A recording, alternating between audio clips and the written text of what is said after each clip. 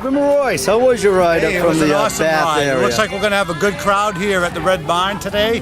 We're here for Honor Flight Maine to help support the veterans that, from World War II on up, basically, and they are provided, I guess, the fees necessary to visit the memorials in Washington, D.C., the Vietnam Memorial, for example, things like that. And cameraman, pay attention to what you're doing. I'm making sure the audio is, because with you it's more audio than visual, so we want to make sure that's what you have to say. So we're making sure we All right, get well, that. thank you very much, Todd. You're welcome.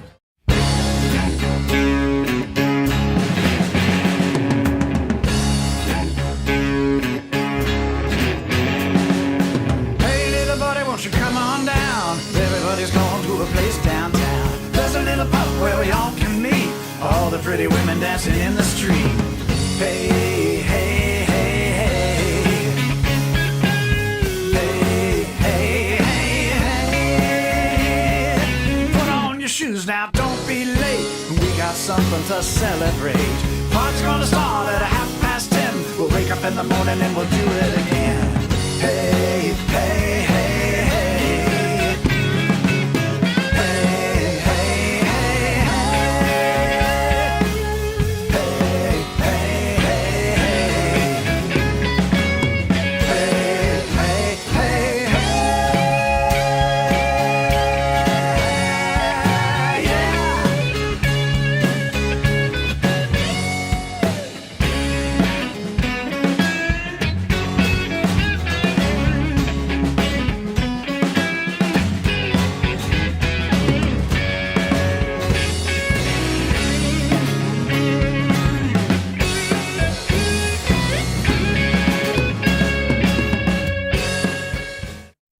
Ridin Steel is brought to you in part by Ray Labby & Sons Incorporated in Brunswick, a family-owned construction company servicing the Mid-Coast area since 1955. Northern Energy Services LLC of Maine, your locally owned business for residential energy audits, insulation, air sealing, and performance upgrades. For all your home energy needs, it's Northern Energy Services. Hello, ladies and gentlemen, and welcome back to Ridin Steel. We are here back at the Red Barn in Augusta, Maine, and with me I have Laura Benedict and Todd Sanders, and we have a big event going on to support Honor Flight Maine, Yes. and the people are beginning to show up. And secondly, it's this lady's birthday today. She's It's all the of Red Barn's 29 years old. It's the Red Barn's birthday today, 39 the Red years Barn's old. birthday. Red Barn's birthday today, July Congratulations. 11th. Yep, it's wonderful. We're having a great time. I just remembered it was a birthday with everything happening. And I just can't tell you how much this means to be able to be here for the veterans, to be able to help facilitate their flying to Washington, D.C., and see the wall and see the Tomb of the Unknown Soldier and see and frolic, really, with each other. And I mean, some of them haven't seen each other in 50, 70 years. I've only been here like 10 minutes, and I've already spoken with a gentleman who has served in World War II, Vietnam, and Korea. I and saw so that. he's That's an the most incredible decorated man. man I've He's ever 80-something years old, and you would think he's only 60. You Yep. know what I mean? He's just incredible. Everyone has a story Steve, here. can I? Yeah. What are the details of the flight? I've picked up bits and pieces of it, but what exactly is the money going for? The money is going to fly, all of them, of course, no charge to them. Okay. And chaperones that do have to pay a little, but it's going to be at least 3 days in Washington, all expenses paid, and some of them are in hospice, so we've had to push the date back for a couple of them. And it's just it's a time for them to just get together, probably one last time, as a group, and to say hello and say goodbye. Now, do you do this annually, or is this the This is my first first time? one, but it won't be my last.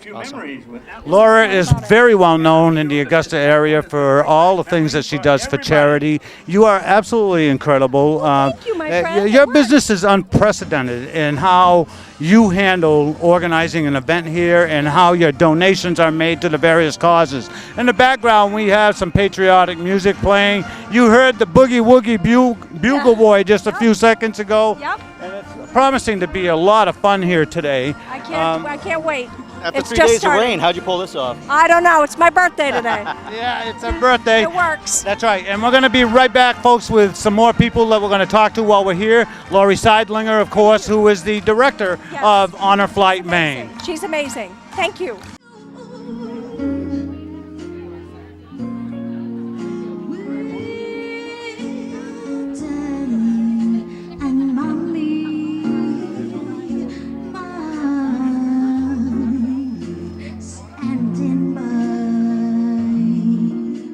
I have Dennis Gower and David Strand. They are both riders. If you've ever been on a ride with Ridin Steel, they accompany us on many rides. But they also are representatives of the Patriot Riders of Maine, Patriot Riders Maine, Chapter 2.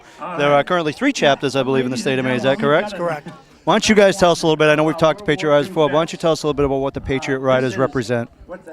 We do whatever we can to help veterans and first responders. Once in a while, we'll be able to help somebody in the local community, but our main primary goal is veterans and first responders. Now, you were military. You were active military. You're retired now, but you were active military. But you do not. You went. Okay. But you don't have to be. You don't have to be military to be a Patriot Rider. Why don't you tell us a little bit about? Be a military veteran. All you have to do is be dedicated to our cause, to be able to help a veteran, a first responder, or you don't even have to have a motorcycle to be a member of any chapter. Now, how does one determine what chapter? Is it regional or is it proximity to where they live? Generally, you can join any chapter you'd like, but obviously you're going to probably join the one that's closest to you. And Chapter 2, I know only because of the proximity to me, they happen to be out of the Brunswick area. We are in Brunswick. We have our meetings at the Brunswick Elks Lodge behind the mall at the end. Chapter 3 has theirs at the M Room in Newport. Thank you. Chapter 1 is the VFW Hall in Sanford. So if anybody's in those areas, obviously you can go to their web pages. What's the web address? For ours, it'd be Patriot Riders of America Chapter 2 on Facebook, and it'd be also on the webpage. If they Google Patriot Riders Maine Chapter, all of them will come up, and then they can pick. And now you mentioned the services that the veterans don't get, and we couldn't be doing what we're doing here today. You know, it's very touching to hear the veterans talk about their experiences, but if it wasn't for their sacrifices, the ones that aren't here to be recognized, we wouldn't be able to do what we do. So if you're watching this and you want to help out a veteran, I know you guys do things like build ramps, I think was one thing you've done, heating oil assistance. This week coming up, we're going to build a ramp this week for a veteran that's going to lose his leg, unfortunately, due to diabetes. I forgot to mention first responders like Dennis did. We try to do what we can for them, too. Unfortunately, these guys they don't want to ask for help. Almost none of them will ask. Need someone else to ask for them. They're very proud men. And the one thing that stood out to me with Pam Pyre's thing was that it's the simple little things that mean so much to them. So if you want to join a good group of guys that are looking to help out an even better group of guys, perhaps, or as good a group of guys, please look out the Patriot Riders. Do what you can to help our veterans. Thank you. Thanks, buddy. All right, I'm here with 2 of the movers and shakers of Honor Flight Maine. Would you introduce yourselves, please, to the people watching? Sure, my name's Earl Morse. I'm the founder of Honor Flight and the founder of Honor Flight Maine, which I handed it off to the capable hands and compassionate hands of this young lady right here. And this lady is? Lori Seidlinger. Right, so we have a wonderful event taking place here. You did an outstanding job. Well, how are you feeling right now? My heart is so full, I want to cry the whole time. But it's tears of joy because our veterans are being recognized and we're going to get them to their memorials. All right, so let's talk about Honor Flight Maine. How were you inspired to put such a thing together? In Maine, they have the highest concentration of World War II veterans than any other state in the nation, but we didn't have a hub up here. So long overdue, long overdue. Maine is such a patriotic state with so many dedicated serving people who literally went out collectively and saved the world. So they're long overdue for this one opportunity to get them down to their memorial. Absolutely. I met a gentleman here who's a World War II veteran, a Korean veteran, and a Vietnam veteran. The man spent most of his life in the service of the country, and now we're listening to some Andrew Sisters sound-alikes here or whatever. It's awesome, right? Everybody chipping in for this event. Laura's been wonderful to provide this wonderful venue and supporting us wholeheartedly. And then all these musicians, the community, media, it's just phenomenal. And this wonderful man came by sea, by ferry this morning to be here from Vinyl Haven and, founded this great organization that is helping thousands of veterans get down there to D.C. So how long ago did you start this? I started 11 years ago in Dayton, Ohio, and to date we've transported over 170,000 World War II veterans, and not one of them has ever paid a penny. This is all free, and we get them down there to their memorial from donations from the public. So you took on quite a challenge here, Lori, and how many people are you able to help out a year? Well, we've almost up to 200 right now. We'll have 27 going in a couple of weeks, July 22nd, 2 of which are terminally ill. And we're going to have another 45 World War II veterans in October. That's incredible. That's incredible. So if there's a veteran that happens to be watching my show right now and they would love to be connected with you, how would they go about doing that, Lori? Well, I would say that have their American Legions are a great resource, their families. Tell the family that they'd really like to go on a trip. We have our website, honorflightmaine.org, and we're reaching out to the American Legions as well to find them. So we're going to do everything we can to bring them in and get them down there to their memorials. Do you have any closing remarks that you'd like to make about Honor Flight Maine? Here's your chance to advocate for them, you know? Yeah. At Honor Flight Maine, we haven't figured out yet which World War II veterans do not deserve to see their memorial. It's their memorial. They waited over 60 years for having this one opportunity, and we can't do it without everybody's support. So this is our last chance. In another 5 years, getting World War II veterans to Washington, D.C., that's going to be a moot point. They'll be gone. They'll be extinct. So if anybody out there appreciates their freedoms and the liberties that we all enjoy, please help us recognize a World War II veteran. I couldn't say it any better myself. Thank you so much, Thank you for both being of you, here. for taking time with me. Really appreciate it. Thank you. Thank you so much. I have no rhythm, but you kind of rub off in more ways than one. With me, the familiar face of Pam Pyre. Pam, what's it been, 48 hours since we last chatted? I know, Lord, I apologize to anyone having to see my face again.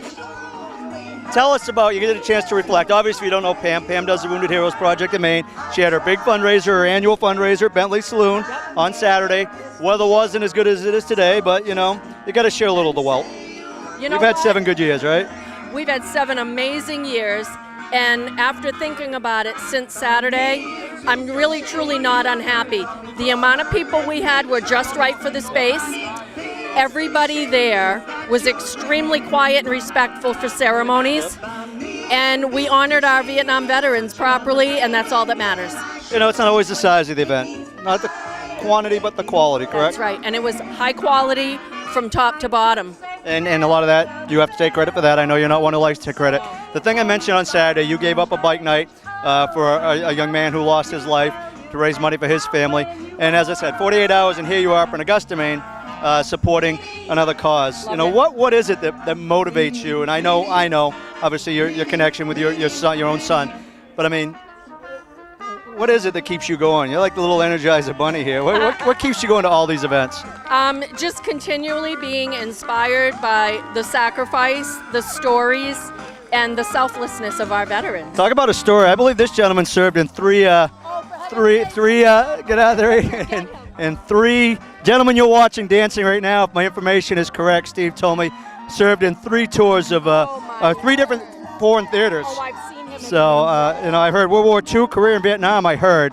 So I'm not 100% sure, but, you know, just to look at his smile, what's that do for you? It's $1 million right there. That's why we do what we do.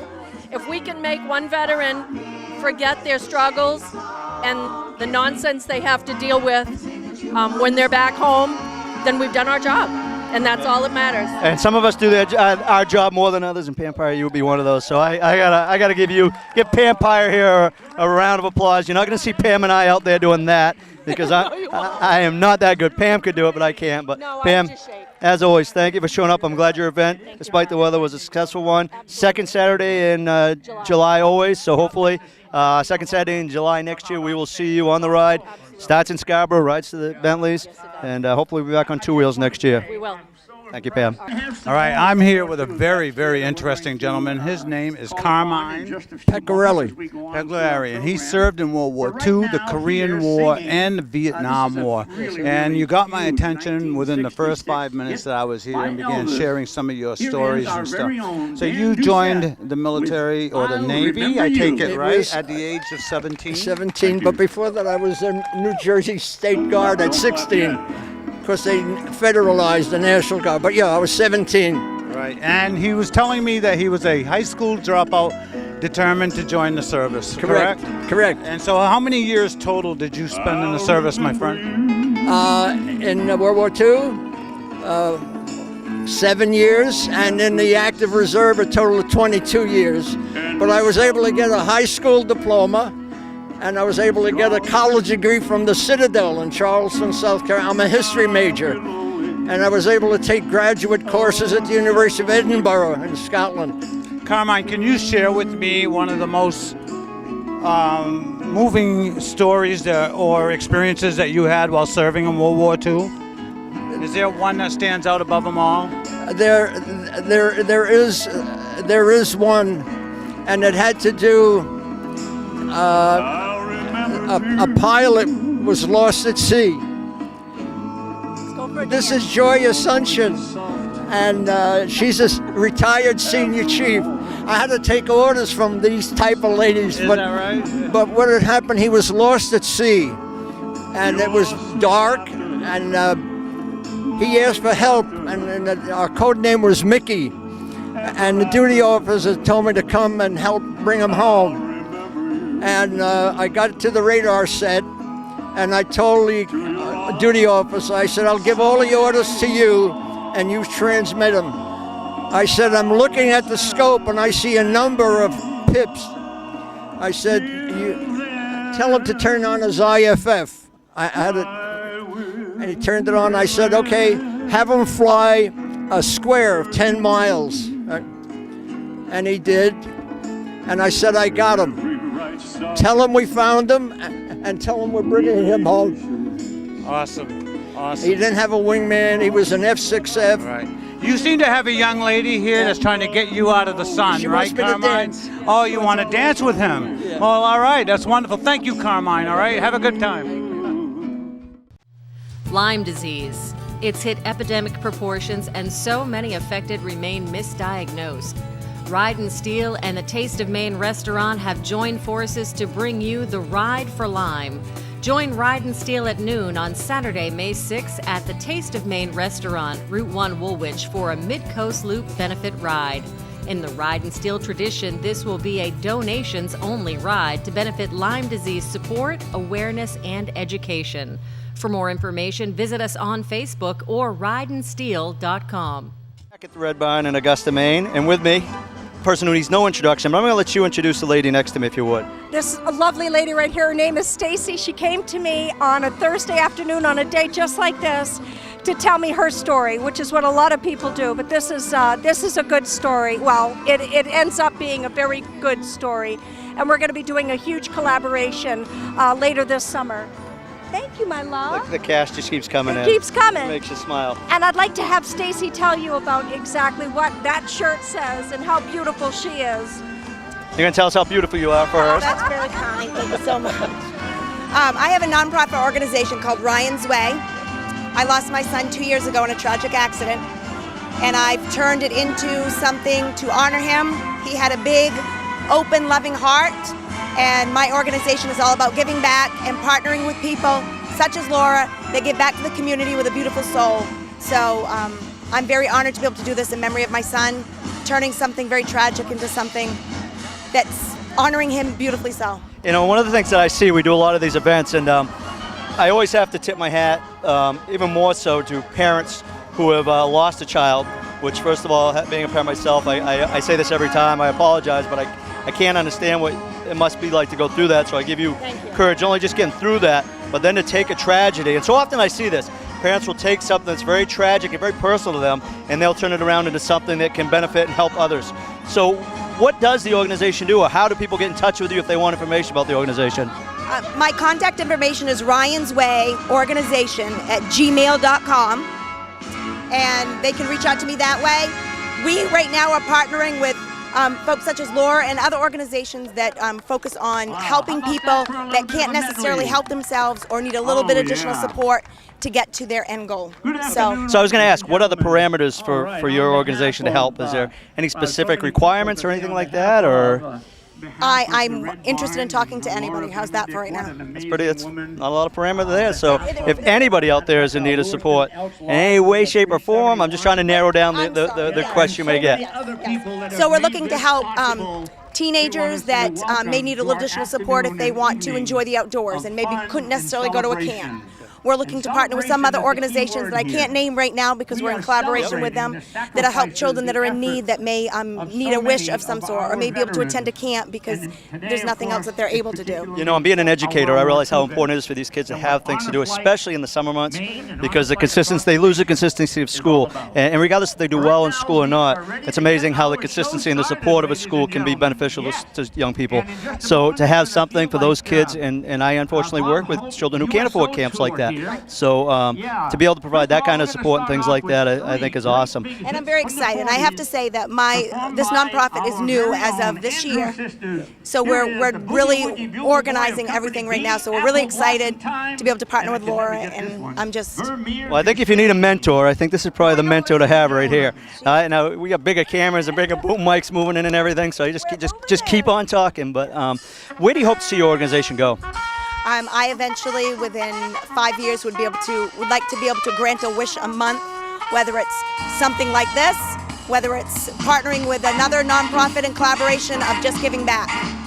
Well, there are a lot of organizations out there, a lot of people in need of support, so I applaud you for what you're doing. Obviously, condolences for your loss, but like I said, out of one loss, hopefully, a lot of students will benefit. Yes, Ryan's way. All right, with me now, I have three ladies who need no introduction, and you would think as a lifetime resident of Freeport, I would know you all by name, but I don't. So I'm going to have you introduce yourselves to us. I'm Carmen. Elaine. Joanne. Now, these ladies, if you don't know, and I'm sure you do, you've seen their van. I got pictures of it coming in. These are the infamous Freeport flag ladies. Again, I know why you started your cause. People watching may not. So tell us a little bit about what was the inspiration and the continuing motivation to do what you guys do. Well, the motivation was that on 9/11, our nation was attacked. And we knew we'd go to war over that. And we knew we were going to, not only the lives we lost that day, we're going to lose many more lives of men and women who were going to serve this country.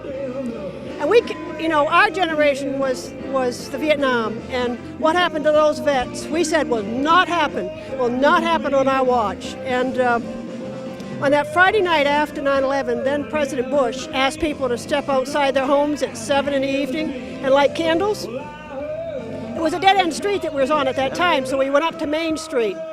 And I had a flag, and I didn't know if it's appropriate to raise that flag, but finally I did. And when I did, people beeped their horns and rolled down the windows, yelled, "God bless America, we can get through this." And that weight lifted, and people joined us because they heard the beeps. And I said to the two of them, I said, "Will you join me for 1 year every Tuesday morning from 8 to 9, because that's when it actually took place." Well, so she recruited you? Yes. She was the active recruiter of you guys? Oh, absolutely. But then when the year was up, our men and women were being shipped into harm's way. And we said, no, we're staying. We're staying so that they know we're here and that we won't let anything happen to them when they come home except for gratitude and a welcome home heart. And I go through too early on Tuesday mornings when I'm working, but during the summer I get to go in a little bit later. And it's always refreshing and reassuring, I guess, in some ways, to see you guys out there, regardless of the weather. We're like the post office. We deliver no matter what the weather. And you mentioned the Vietnam veteran eras and younger people watching. It was mentioned again. I was at Pam Pire's thing on Saturday, and it was mentioned. Even that was I was an infant during the Vietnam era, but the lack of respect, the degradation, the sailors being asked to take off their uniforms when they return.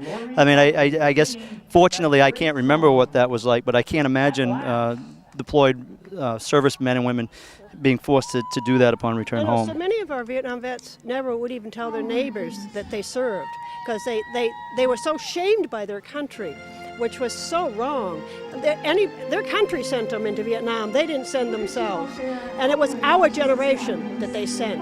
It was our classmates that didn't come home. It was the kids we grew up with that never raised a family. That's the war that our youth saw. And it must be so refreshing, or you guys must appreciate it so much, hearing the stories of the veterans that did make it back, and just how much things like this, events like this, shows of support like this mean to them. And these men and women are what have given us the freedom. They don't serve our politicians. They serve us. They're people of America. Okay, I'm going to put you all on the spot.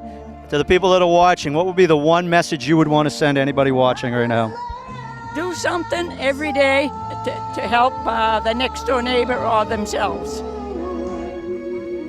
be grateful that you're free. It's so important to feel the gratitude in your heart for all the men and women who've served and are serving now in the military and the first responders as well. These men and women and our fellow Americans need people to keep them inspired. And I can't do that laying in bed. I can't end it any better than that, so thank you, ladies. All right, it's a beautiful, sweltering afternoon here at the Red Barn in Augusta, Maine. I got Todd Sanders. We're nearing the end of the show there, Todd, and boy, what a turnout, huh, for this event. For Monday afternoon, you can't beat this. I know, right? And got to see all these World War II veterans that are, being honored here today by Honor Flight Maine. Got to, see a lot of people who support our troops. The Freeport Flag Ladies, Patriot Riders are here. Had some combat veterans. Saracens even showed up to support this from Bangor. It's a pretty good day. It's a great day. I wish I was riding. That's right. That is a perfect day. Yeah. So, you got to talk to a lot of people. Yeah. What are you taking home today? It's the same thing. It's the passion that a lot of these people have for the events. I talked to a mother who lost a child, and she's taken that tragedy into creating a cause or to support young people. Obviously, the owner of the Red Barn here, it's her enthusiasm is as contagious as Pam Pyers is. I got to talk to both of those individuals. Opening up her establishment to support veterans. As you said, watching these gentlemen and women that have served our country so many years ago, so that we can do the things that we do today. The Freeport Flag Ladies in the town that I live in, very rarely do I get the opportunity to interact with them, so they were very passionate about what they do. I think it's the passion that people have for the cause and for the causes that they support. It's motivational. Yeah, all in all, it was a great turnout. I think this party is still going on. There's musicians or vocalists getting up there to sing on stage and provide entertainment. I'm loving the old World War II songs coming out, In the Mood and Boogie Woogie Bugle Boy and all that good stuff. 1939 was your senior year, wasn't it? Oh man, that was rough. Sorry. I graduated in the 70s. It took me a while, but I made it. Right? I did. Listen, in the 60s, wasn't it? Listen, folks, I want to encourage you all to just, get out here and support these various causes that we show up at. Meet some wonderful people. Be part of something bigger than yourself and life itself, actually. This is incredible. I never get tired of doing this stuff. I really don't. There'll be times when I'll say, do I have to get up on a Saturday morning, or do I could be doing something else. But that thought man in my mind for a moment. But then when you get to the venue and you get to the activity, that all goes away, and you're caught up in the moment. And like you said, if you're out there and you're looking to do something to help someone out, pay it forward. If you're looking to help someone out, or help a cause out, or help a group out, there's plenty of people out there in groups in need, and there's plenty of opportunity to do it. And the people that do it are great people, so you'll be hanging out with some really awesome people. I get approached by a lot of folks that are looking for a sense of purpose. Well, I'll tell you, every summer when we go out on these rides, there's plenty of things to choose from. You could probably have someone within your own neighborhood and family for that matter, that you could rally around.